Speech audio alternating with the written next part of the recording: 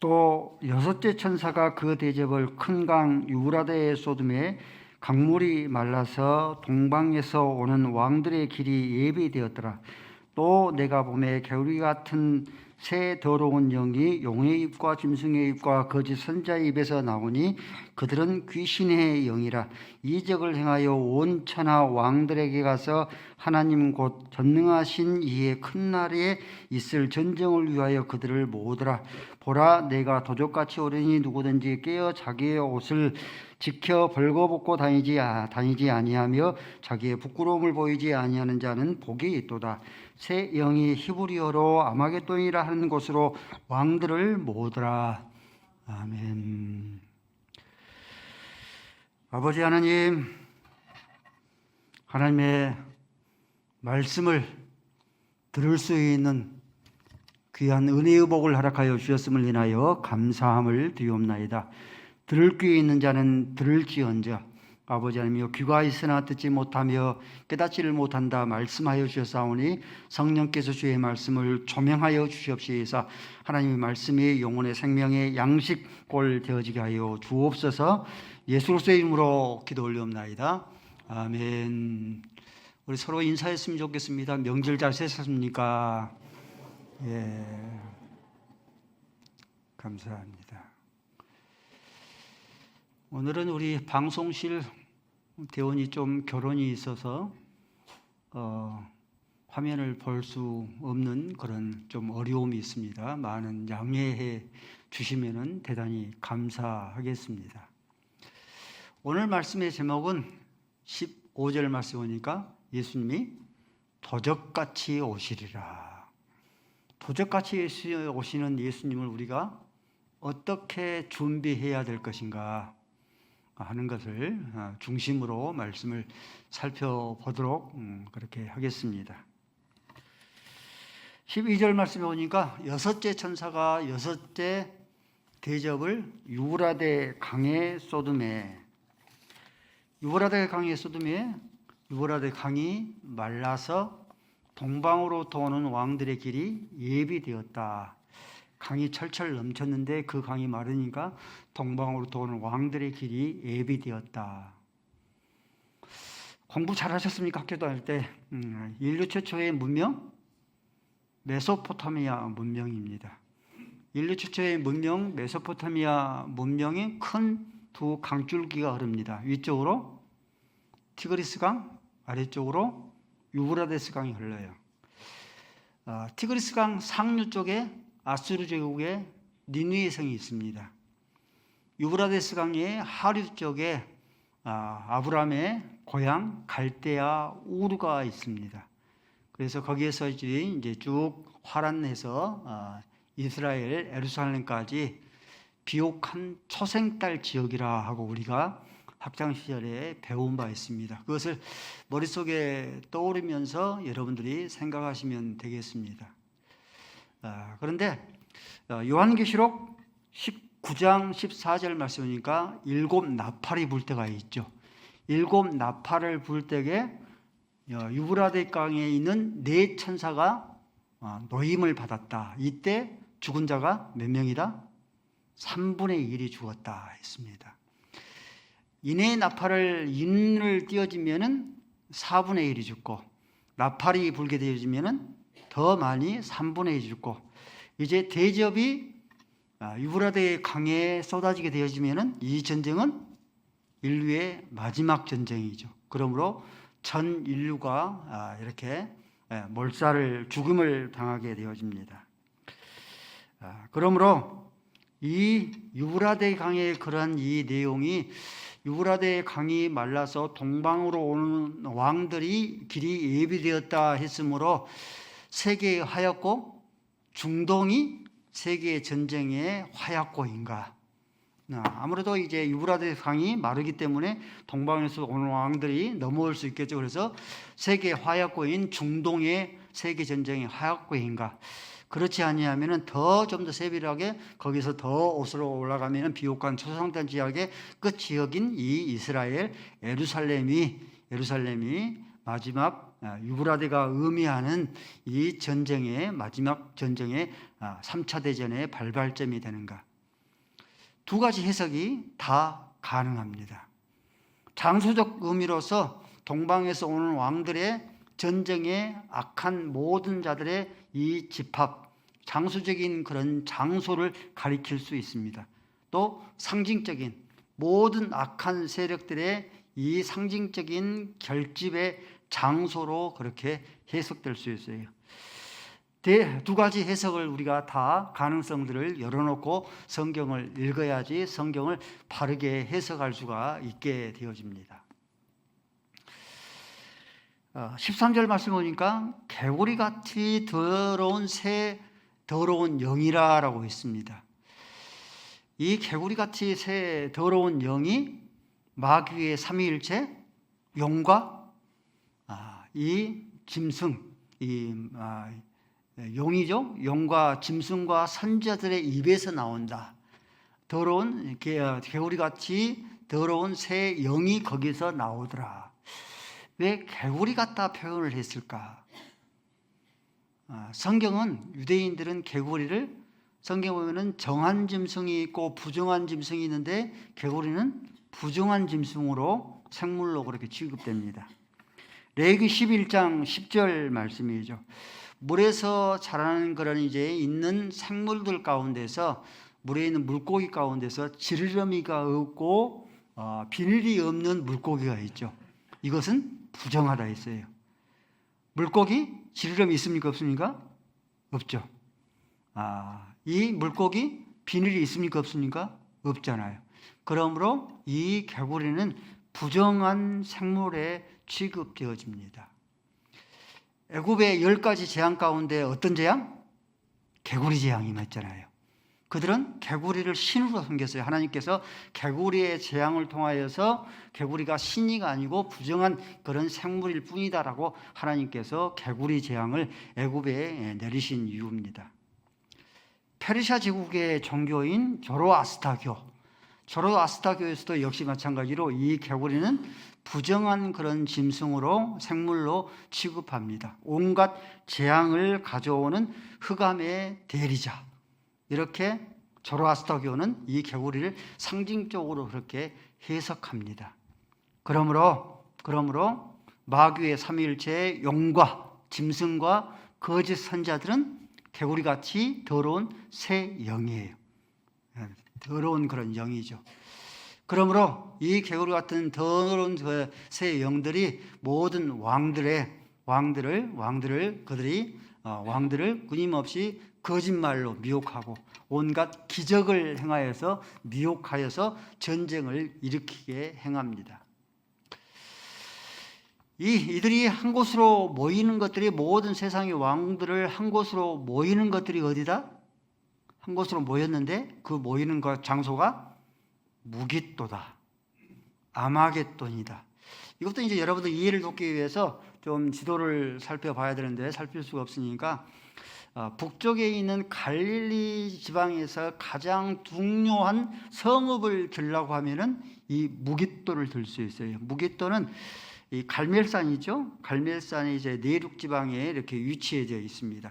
여기에 이제 같은 지명의 다른 이름입니다. 무깃도, 아마겟돈이라고 부릅니다. 그런데 그 지역의 이스라엘 지도에서 보면은 이것이 이스라엘 평화가 있습니다. 가장 넓은 평화예요. 우리 대한민국으로 말하면 호남 평화와 같습니다. 만약 전쟁이 당시에 벌어졌으면 이 이스라엘 평화, 이 무깃도를 중심으로 이스라엘 이 평야에서 전쟁이 치러지곤 했습니다. 애굽의 누고 왕과 요시야 왕이 항전했던 그 장소가 무깃도예요. 항상 여기에서 전쟁이 치러졌어요. 전쟁의 집결지입니다. 또 아수르의 디글랏 빌레셀 3세 쳐들어와서 이스라엘과 남유다와 이스라엘과 전쟁을 치렀던 곳이 바로 이 무깃도입니다. 애굽 제국과 바벨론 제국, 자기들의 세를 확장하기 위해서 바벨론 제국은 내려오고 애굽 제국은 올라가죠. 그래서 함께 모여서 전쟁을 치렀던 곳이 이 무깃도 아마겟돈입니다. 이도 역시 두 가지 해석이 다 가능해요. 장소적으로 무기또 아마겟돈에 모여서 3차 세계대전이 발발할 수 있다라고 그렇게 해석할 수도 있고, 상징적인 최후의 격전지, 결집지, 이 상징적인 그런 결집지로 성경을 그렇게 해석할 수가 있습니다. 아마겟돈 전쟁 많이 들어보셨죠? 3차 대전, 세계 3차 대전. 그러면은 예수님께서 이 땅에 재림하실 것인데, 그러면 이 아마겟돈 전쟁 3차 대전, 예수님의 재림은 언제 임할 것인가? 언제 임합니까? 도적같이 임합니다. 15절 말씀 보니까 도적같이 오리라. 누구든지 자기 옷을, 그러므로 자기의 옷을 지켜서 벌거벗고 다니지 아니하며 자기의 부끄러움을 보이지 아니하는 자가 복이 있다. 예수님이 도적같이 오십니다. 그러므로 자기의 벌거벗음을 보이지 않아야 됩니다. 자기의 부끄러움을 갑자기 임하면은 부끄럽잖아요. 벌거벗으니까 벌거벗은 것을 보이지 않을 수 있어져야 합니다. 도적질하기 위해서 집에 들여와서 집안에 있는 온갖 귀중품들을 다 훔쳐갈 때, 그때는 여러분들 언제입니까? 주인이 깊이 잠들어 있을 때죠. 그러죠? 그러므로 예수님께서 이에 대한 그런 교훈으로 마태복음 25장 말씀에 슬기로운 5처녀와 미련한 5처녀의 비유를 들은 거예요. 주인이, 신랑이 도적같이 오므로, 예수님께서도 이 땅에 도적같이 임함으로 미련한 5처녀는 그 신랑을 기다리지 못하고 잠들어서 그들이 잠에 취해 있었기 때문에, 졸았기 때문에 신랑을 맞이할 수 없었다라고 교훈하는 이유입니다. 베드로가 겟세마네 동산에서 예수님과 함께 깨어서 기도했더라고 하면 예수님을 3번이나 부인하지 않을 수 있지 않겠는가? 그렇지 않겠습니까? 그가 졸았고 잠에 들었기 때문입니다. 그렇죠. 예수님께서 이 땅에 도적같이 임하는데, 우리가 신앙에 잠이 들어있으면 도적같이 예수님을, 오시는 예수님을 우리가 반겨 맞이할 수가 없게 되어집니다. 신앙생활하면서 기도가 잠들어 있지 아니하는가? 내가 깨어서 기도하는 것이 언제인지 기억이 나지 않을 정도로, 기억이 가물가물할 정도로 우리가 기도가 잠들어 있지 아니하는가? 예배 생활이 잠들어 있지 아니하는가? 예배 생활이 깊이 잠들어 있으면은 경적인 예배 겨우 명맥을 유지하고 있고, 예배 생활이 잠들어 있으면 예수님께서 도적같이 오시는데 그 예수님을 맞이할 수가 없어요. 그러므로 모이기를 피하는 어떤 사람들의 습관과 하시를 말고 더욱더 그날이 가까운 볼수록 더욱 그리하자. 예배에 잠들어 있는 자들을 끊임없이, 나 혼자만 끊임없이 예배를 앞장서는 것, 그것도 중요하지만 더 중요한 게 무엇인가? 예배를 깊이 잠들어 있는 자녀들을 예배를 깨워야 돼요. 네가 예배 생활에 잠들어 있다 깨워서 함께 예배하러 가자. 우리의 순원들을 끊임없이 독려하고 깨워서 예배 가운데로 오도록 해야 됩니다.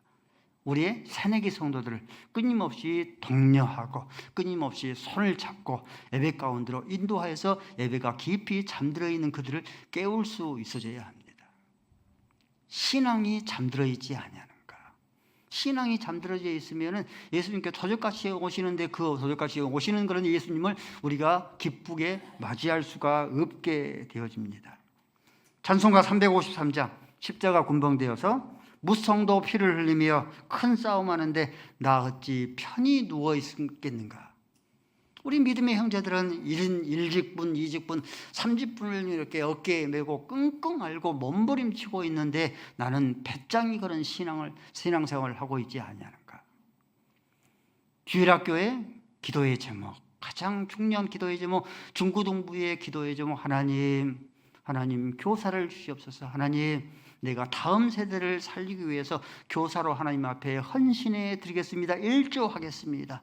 우리가 이 직분에 잠들어 있지 않을 수 있어져야 합니다. 또 도적이 집에 들어가셔서 집에 있는 귀중품들을 어느 때 훔쳐가 아닙니까? 술에 취해 있으면은 도적이 와서 집에 있는 모든 귀중품들을 다 이렇게 훔쳐가게 되어집니다. 그렇죠?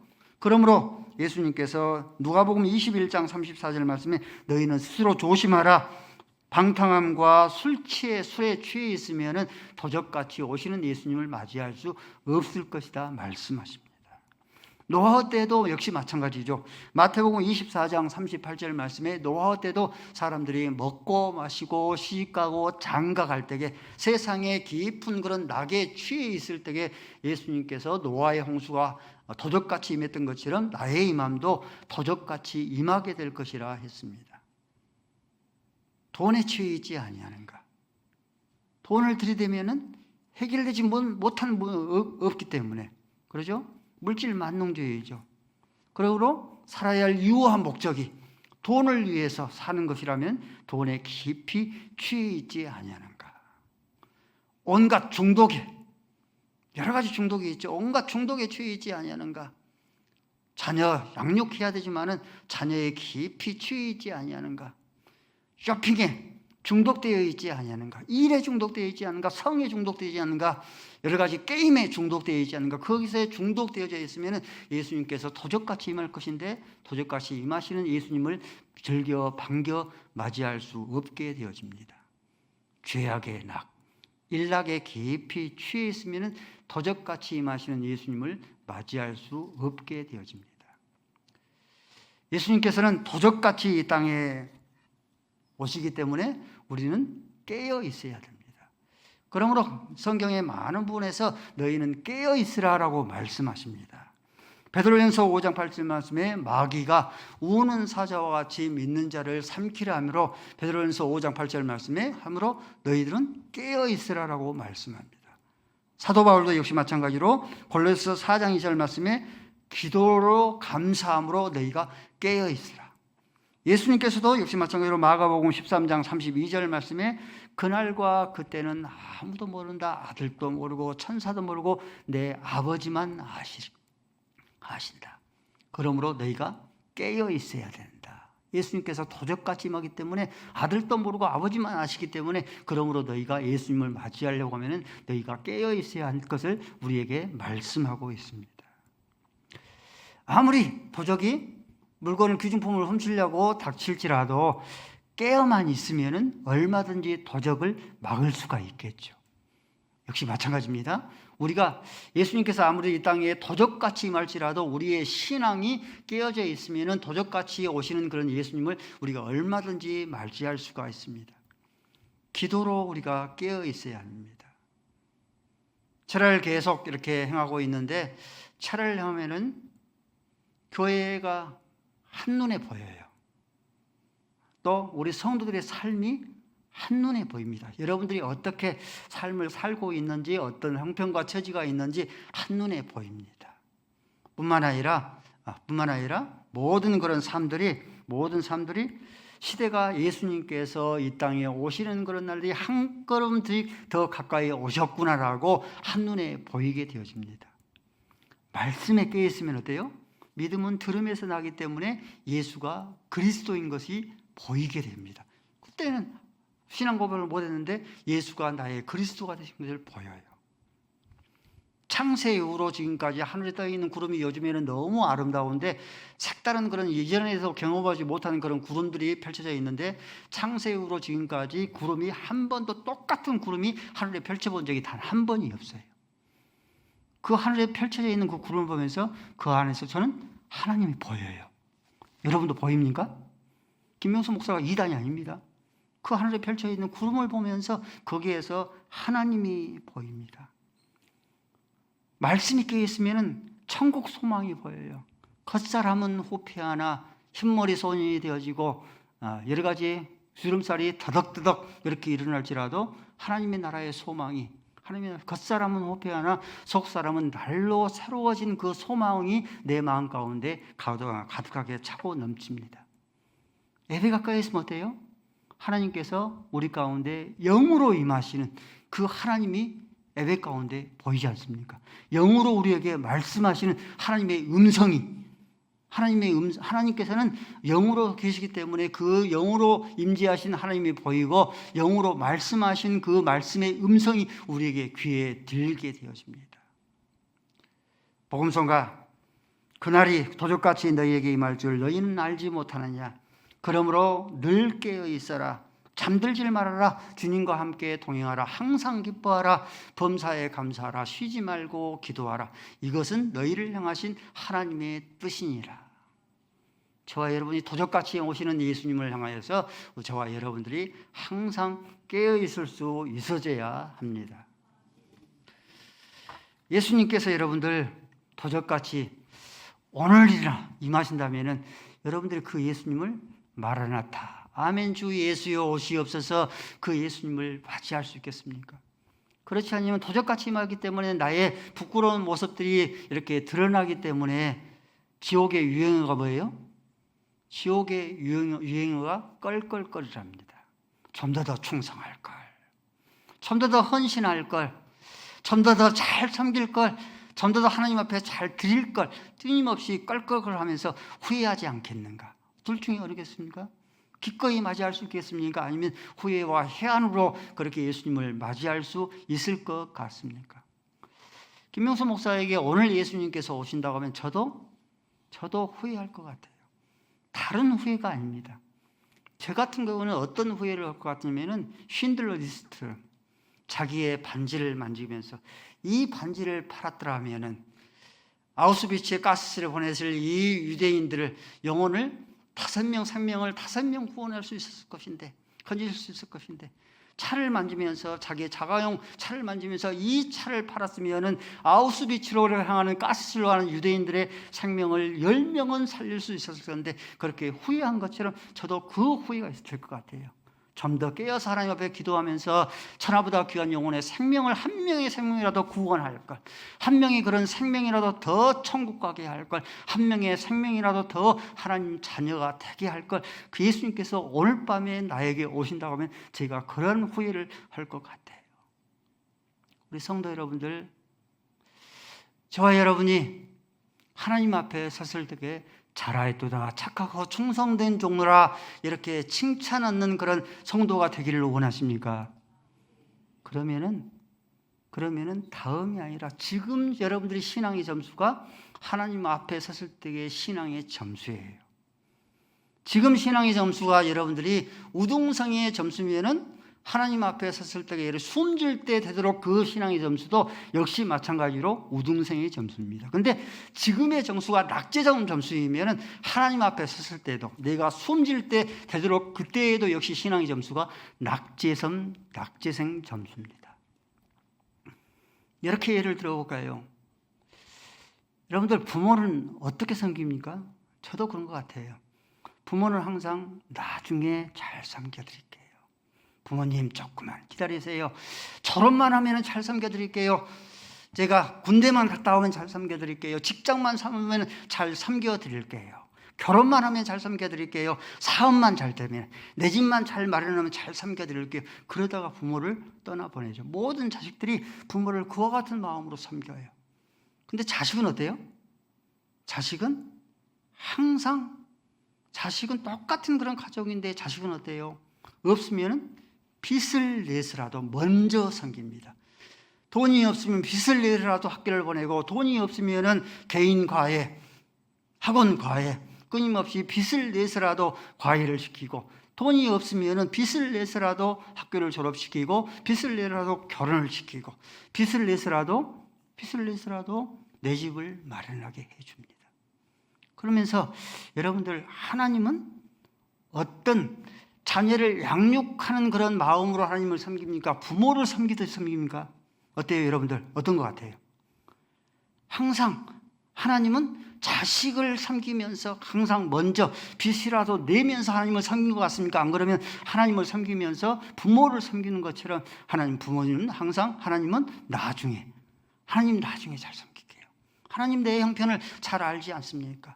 내가 얼마나 바쁘게 산지 잘 알고 있지 않습니까? 내가 조금 한가해지면, 은퇴라도 하면 그때 하나님을 잘 섬길게요. 그때 섬깁니까? 은퇴하면 하나님을 잘 섬깁니까? 그때 되면 또 손자, 손녀들이 나서 그들을 돌봐야 되고, 이제 손자, 손녀들이 다 관육해서 커지면 어때요? 건강히 도와주질 않아요. 하나님을 제대로 한 번도 섬기지를 못합니다. 그러죠. 하나님을 섬기는데 자녀를 양육하시 섬기지 아니하고 저와 여러분들은 항상 하나님을 섬기는데 부모를 섬기듯이 섬깁니다. 그러므로 지금의 신앙이 진짜 신앙의 점수예요.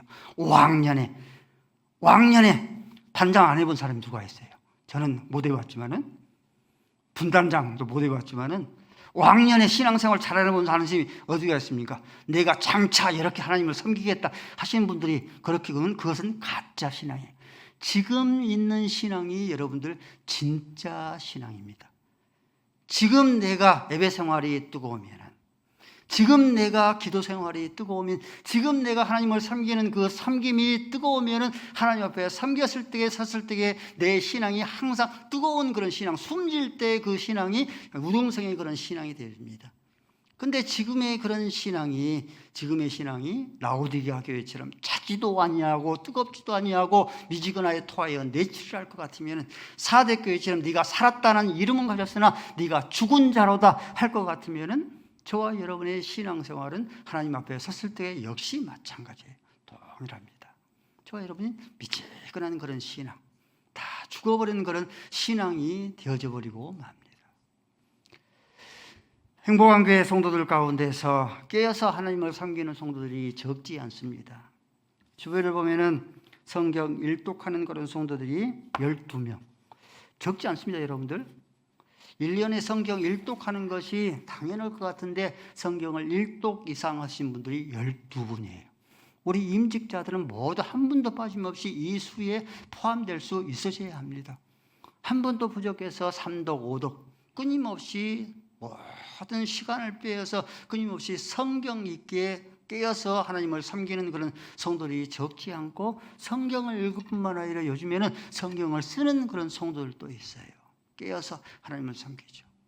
새벽 기도도 적지 않는 그런 거리인데 금오동에서 새벽마다 행복강까지 오셔서 행복한 교회 새벽 기도를 지키는 그런 성도가 있고, 머리끝에서부터 발끝까지 상하여 성한 곳이 없는데 온몸이 찌를 듯한 그런, 발로 찌를 듯한 그런 아픔을 당하는데도 새벽 기도의 자리를 지키는 그런 성도들이 깨어서 있는 성도들이 있습니다.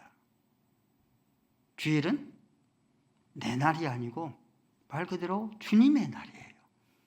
주일이 내 날이라고 그렇게 착각하시면 안 됩니다. 오해하시면 안 돼요. 주일은 내 날이 아니고 주님의 날이에요.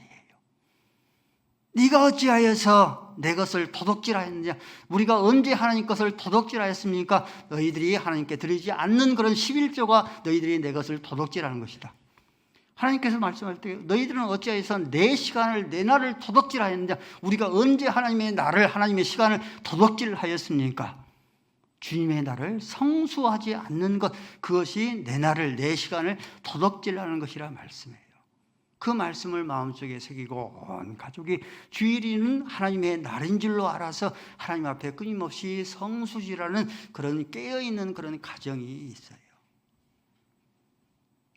고대 로마 시대에 전쟁에서 승리하고 돌아온 개선 장군을 향하여서 백마를 태우고 레드카펫을 가고 빵가루를 울려다니면서 온 로마 시민들이 하늘을 이렇게 축하해 주는 그런 행사를 종종 해하곤 했습니다. 그러면서 또 한 가지, 노예를 뒤따라가면서 메멘토 모리라는 그런 이 단어를 외치게 했어요. 메멘토 모리라는 그런 뜻은 죽음을 기억하라는 뜻입니다. 지금은 네가 전쟁에서 승리해서 부귀 영화를 누리지만 너도 언젠가는 죽을 것이다. 죽은데 네가 어떠한 모습으로 하나님을 섬길 것인지, 어떤 하나님 앞에 설 것인지 내 죽음을 기억하라 하는 의미로 메멘토 모리라 하는 그런 이 단어를 끊임없이 노예로 하여금 외치게 했습니다. 옆에 성도들과 메멘토 모리 한번 외칩시다. 죽음을 기억하라. 예. 우리 성도 여러분들이, 저와 여러분들이 항상 우리의 눈앞에 현실적으로 놓여 있는 이득에 따라하지 아니하고 저와 여러분들이 메멘토 모리, 죽음을 기억하여서 예수 그리스도가 이 땅에 오실 때에 도적같이 오시는 예수를 영광 가운데 맞이할 수 있기를 주님의 이름으로 축원을 드립니다. 아버지 하나님, 예수 그리스도께서 도적같이 이 땅에 오신다 말씀하여 주셨사오니 벌거벗은 모습을 보이지 않는 자가 복되다 하셨으니 부끄러움을 당하지 않은 자가 복되다 말씀하여 주셨사오니 술 취함과 음행과 호색으로 취해 있지 않게 하시고 예배 생활에 잠들지 않게 하시고 기도 생활에 잠들지 않게 하시고 섬김의 생활에 잠들지 않게 하시고 도적같이 이 땅에 오시는 예수를 영광 중에 맞이하게 하여 주옵소서. 예수 그리스도의 이름으로 기도 올리옵나이다.